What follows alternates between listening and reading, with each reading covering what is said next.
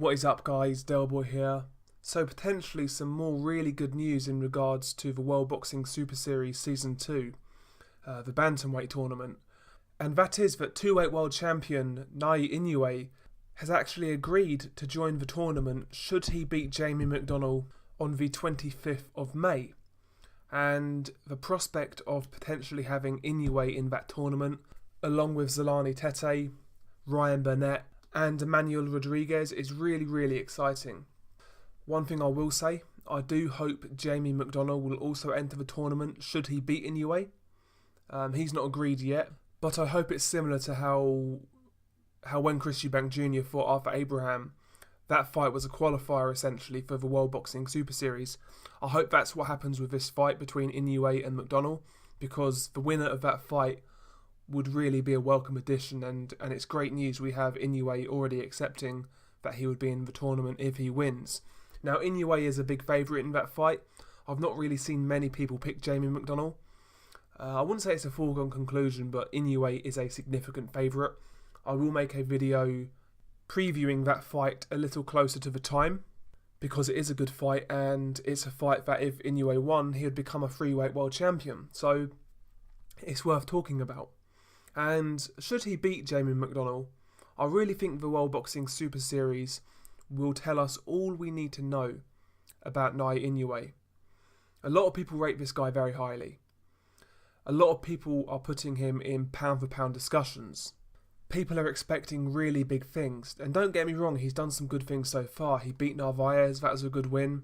He also beat Ryuichi Taguchi early on in his career. That win is aging quite well. You know, he also beat Kohei Kono, decent win. So he's done some decent things already, but I still feel the jury is out on Inoue to an extent. A lot of people felt he ducked the flyweight division because he basically jumped from light flyweight to super flyweight. He never fought Estrada. He never fought Roman Gonzalez. You know, he never fought guys like that. And a lot of people kind of questioned why that was. A lot of people felt he was ducking those fights. You know, I felt it wasn't a good look, the way he just jumped those guys and didn't fight them. But the World Boxing Super Series is going to tell us all we need to know. Is this guy as good as people think? Or is he going to get found out because the competition in this tournament is extremely tough? Zolani Tete is a really slippery customer, great boxing ability with power. He's big for the weight, he's long, he's tall, he's gangly, he's awkward. It's a tough opponent. It's going to take a really good fighter to beat him. Ryan Burnett again coming off two really good wins against Lee Haskins and particularly Zanet Zakhianov. You know, those are two really good wins in my opinion. You know, he beat Haskins comprehensively with a bad cut as well. So that showed toughness and grit. And in the Zakhianov fight, Zakhianov was coming off a really good performance against Rashi Warren. And I felt Ryan Burnett done a really good job against Zakhianov. It was a tough fight. It was a relatively close fight, but I felt he won the fight based on his, you know, he picked the better shots. He was boxing well. It was a close fight, but I felt he just about edged it. And again in that fight, he proved his toughness and good skills as well. And obviously Emmanuel Rodriguez, he proved last weekend that he is a very good operator, comprehensively outboxing Paul Butler and beating him up in the process. He looked really good. Going into that fight, I felt he was a really good talent, and it came to be.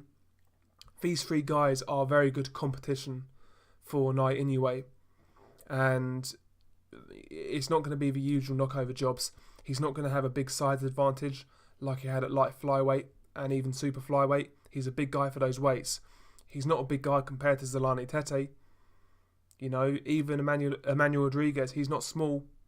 He's a decent sized bantamweight.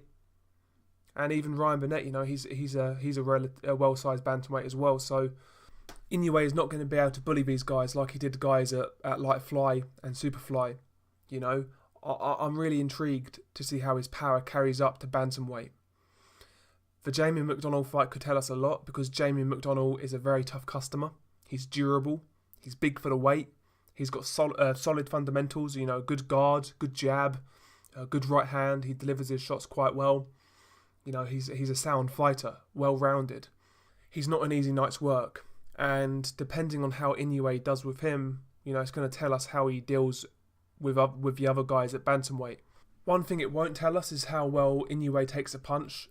Jamie McDonnell is not a big puncher, so it won't really answer that question I have about Inoue. I do question how good his chin is, how good his durability is, because, you know, Inoue so far he's fought some decent guys. Like I said, Narvaez, Taguchi. These are good fighters, but they're not really big punchers. And Inoue does get hit. He does get hit with straight punches, especially.